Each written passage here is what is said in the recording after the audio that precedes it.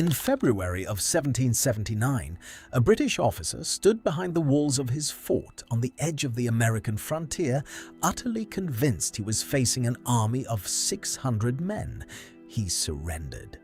He handed over his fort, his garrison, and his command to an enemy he believed had him completely surrounded and outgunned. The truth was almost the opposite of everything he believed.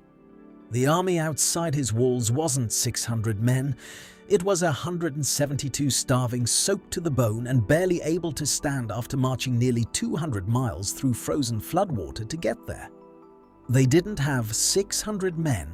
What they had was a stack of flags, a little theatre, and the audacity to walk into the middle of nowhere and convince an empire it had already lost. This is the story of George Rogers Clark, the Siege of Fort Sackville, and the Bluff that helped win the American frontier. When most people picture the American Revolution, they picture Boston, Philadelphia, New York, the crowded cities of the eastern seaboard. But the war wasn't confined to the coast. Hundreds of miles to the west, in the dense forests and river valleys of what's now Illinois and Indiana, a different and far lonelier version of the Revolution was being fought. This frontier was sparsely settled by American pioneers who had pushed beyond the official boundary set by the British years. Earlier, they were vulnerable. British forts scattered through the region, combined with British allied Native American raiding parties, made frontier life genuinely dangerous. Settlements could be burned, families could be killed or taken captive. And the man most blamed for organizing those raids was a British official named Henry Hamilton, Lieutenant Governor of Detroit, a man the frontier settlers had taken to calling with bitter precision the hair buyer. Based on rumors that he rewarded native raiders for the scalps of American settlers. The man who decided to do something about it was George Rogers Clark, a Virginian in his 20s, fiercely confident and convinced that the only way to protect Kentucky was to go on the offensive rather than wait to be attacked. In 1778, with quiet authorization from Virginia's governor, Patrick Henry Clark led a small force west and managed something remarkable. He captured the British-held towns of Kaskaskia and Cahokia along the Mississippi River, almost without resistance, largely because the French-speaking residents there had little loyalty to the British crown and welcomed the change. For a while, it looked like Clark had secured the western frontier with barely a shot fired. Then the British decided to take it back. When news reached Henry Hamilton in Detroit that the Americans had seized Kaskaskia and Cahokia, he didn't hesitate. He gathered a mixed force of British regulars, Canadian militia, and a large number of Native American allies, somewhere in the range of 500 to 600 men. By the time various groups joined along the way and marched south toward Vincennes, a key post on the Wabash River that the Americans had only lightly garrisoned.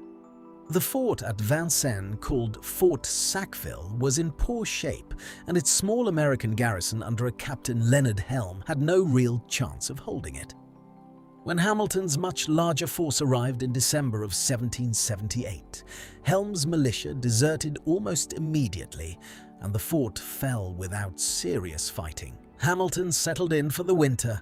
The Wabash and Embarrass rivers had flooded for miles around, turning the surrounding countryside into something closer to a frozen marsh than passable land. By any reasonable military judgment, no army was coming anywhere near Vincennes again until spring. Hamilton planned to wait out the winter, reinforce his position, and launch a fresh campaign against the Americans once the floodwaters receded. It was, by every rational calculation, an entirely reasonable plan. George Rogers Clark, 300 miles away in Kaskaskia, looked at that same flooded landscape and came to a very different conclusion. In late January, Clark received word from a trader named Francis Vigo that Hamilton had reoccupied Vincennes, and crucially that the British force there had scattered many of its native allies for the winter, leaving Hamilton with a smaller standing. Clark understood immediately that this was the only window he was going to get. Wait until spring, and Hamilton would be reinforced, resupplied, and ready to sweep through Kentucky with overwhelming force. Move now in the dead of winter through floodwater that no rational commander would expect an army to cross, and there was a chance, a slim one, of catching the British completely off guard. In a letter to his friend and mentor George Mason, Clark described the plan in stark terms. He called the coming expedition a forlorn hope, and wrote to Governor Patrick Henry with brutal honesty about the stakes that the Americans had only two real choices left: quit the country or attack Mr. Hamilton. There would be no reinforcements coming. If the attempt failed, he admitted plainly, the entire Illinois frontier, and likely Kentucky along with it, would be lost. On February 6, 1779, Clark set out from Kaskaskia with 172 men, roughly half of them Kentucky frontiersmen, the other half French volunteers from the local settlements who'd agreed to join his desperate gamble. Captain Joseph Bowman served as his second in command, a small armed boat. The Willing was sent ahead along the rivers to support the attack, though it would ultimately fail to arrive in time. Ahead of them lay roughly 200 miles of frozen, flooded wilderness. Clark later wrote that the weather, while not especially cold for the season, had turned a great part of the plains into water several inches deep, in places far more than that. What followed has gone down as one of the most grueling marches of the entire Revolutionary War day. After day, Clark's men waded through floodwater that in places reached their chests. There was little or no dry ground to camp on at night. Food supplies, never abundant to begin with, ran dangerously low. By the time they reached the Embarrass River on February 17th, they were still 9 miles from Vincennes, and the river itself was running too high and too fast to safely cross. They built a makeshift canoe to begin ferrying men and supplies across, but progress was slow and morale was cracking. Captain Bowman's journal entries from these days are blunt about the suffering. The men were quiet, hungry, some almost in despair. Several of the French volunteers openly discussed turning back. Clark understood that the single greatest danger to the mission wasn't the British. It was his own men losing faith before they ever reached the fort. He later admitted that he deliberately projected total unwavering confidence to the column, even when he didn't necessarily feel it specifically, because he knew that if the men sensed his own doubt, the expedition would simply dissolve into desertions. By February 22nd, 2 full days had passed without any food at all. Some of the weaker men had to be carried or supported by their companions through the deepest stretches of water, and still Clark pushed the column forward because stopping now exhausted and starving in the middle of a flooded wilderness was its own kind of death sentence. On the evening of February the 23rd, after 18 days of marching, Clark's exhausted column finally came within sight of Vincennes. Here is where the story turns from an endurance test into one of the most audacious bluffs in American military history. Clark knew the math worked against him. 172 exhausted, half-starved men were about to approach a fortified position. Even with a smaller garrison than Hamilton's full strength, a direct frontal assault by such a depleted force was by any conventional military logic a losing proposition. So instead of hiding his approach, Clark did something almost theatrical. He marched his column not in a single direct line toward the town, but back and forth across the low rolling hills on the outskirts of Vincennes. Visible but not yet close enough for accurate identification, unfurling every flag and banner the expedition had brought with it. The effect from a distance was deliberate and calculated. Instead of looking like 172 travel-worn men, the column appeared to anyone watching from town or fort walls like a force several times its actual size. Some accounts suggest the impression created was of an army closer to 500 or 600 strong. The local French population of Vincennes, many of whom were quietly sympathetic to the American cause, despite living under British occupation, watched Clark's men appear out of the wilderness and said nothing to alert the garrison. If anything, some secretly supplied Clark's men with gunpowder they had buried during the British reoccupation. As darkness fell, Clark's men slipped into the town itself, still undetected by the fort. Henry Hamilton, inside Fort Sackville, had no idea an enemy force of any size was anywhere near him. The attack began with gunfire, breaking the night's silence around the fort, and Hamilton, by his own account, didn't immediately grasp what was happening. It wasn't until the fort. Henry Hamilton, inside Fort Sackville, had no idea an enemy force of any size was anywhere near him. The attack began with gunfire, breaking the night silence around the fort, and Hamilton, by his own account, didn't immediately grasp what was happening. It wasn't until the fort itself came under direct sustained fire that he understood Vincennes was actually under attack.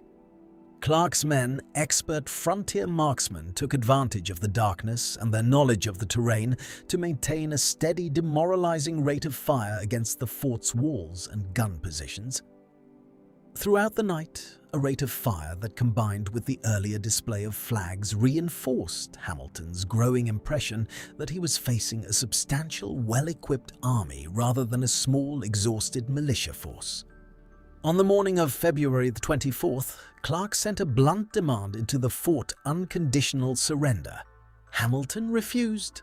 His British regulars, hearing his defiant response, reportedly responded with cheers and cries of "God save the King," eager by all accounts to keep fighting. But there was a fracture inside those walls that Clark was counting on. A significant portion of Hamilton's garrison consisted of French-Canadian militiamen who, by his own bitter description, showed little enthusiasm for continuing to fight against people who, in many cases, were their own relatives and neighbors in the town surrounding the fort. Hamilton later complained openly about their reluctance, calling them in frustration treacherous cowards. During the tense hours of negotiation, a separate and darker episode unfolded outside the fort's walls. A returning Native American raiding party, unaware that the town had changed hands, was ambushed and captured by Clark's men. In a brutal display intended to intimidate the garrison and signal what awaited anyone who continued resisting. Several of the captives were executed within view of the fort's walls. It remains one of the most controversial moments of Clark's career, and Clark himself in later years never denied or apologized for the decision. By the morning of February 25th, with 7 of his regulars wounded, no realistic hope of reinforcement from 600 miles away, and a fractured, unwilling garrison behind him, Hamilton made his decision. At 10 o'clock in the morning, on February 25th, 1779, Henry Hamilton surrendered Fort Sackville to George Rogers Clark. The garrison's 79 men in total marched out and laid down their arms. Clark's men raised the American flag over the fort and renamed it Fort Patrick Henry after the Virginia governor who had quietly authorized the entire expedition. British losses in the brief fighting amounted to roughly 11 killed and 5 wounded. The Americans remarkably suffered no combat deaths during the assault itself, though several men were later injured when a captured cannon, apparently sabotaged by retreating British forces, exploded during a celebratory salute. Hamilton himself was sent east as a prisoner, treated with unusual harshness due to his reputation among the frontier settlers as the hair buyer. He would remain in custody for over a year before eventually being paroled and exchanged. 172 exhausted men with nothing more than Flagg's gunfire and sheer audacity had taken an entire British post without a single combat casualty of their own. The victory at Vincennes didn't end the war in the West.